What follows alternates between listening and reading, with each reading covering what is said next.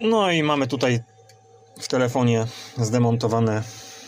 zdemontowany front, czyli wyświetlacz, tutaj taka zawleczka okalająca, zabezpieczająca gniazdo. Tu trzeba, widzicie, było bardzo delikatnie, ponieważ tutaj zaraz jest taśma, żeby jej nie przerwać, ale jak się ma doświadczenie, no to już troszeczkę to łatwiej idzie, chociaż też musiałem troszkę popracować, bo się okazało, że to nie tak zwykle jest złożone na zatrzaski, tylko jak widzicie też na klej. Delikatnie uszczelka też była, więc tutaj tu jest czytnik palców, o tu. No i oczywiście coś wypalcowało troszeczkę, ale to nie, no nieważne. W każdym razie zobaczcie, tutaj żeby wyjąć tą baterię muszę wszystko to porozkręcać, wszystkie te śruby,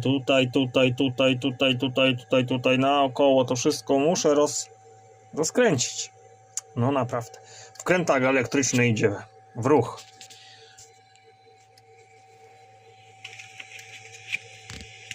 O, ten pacjent.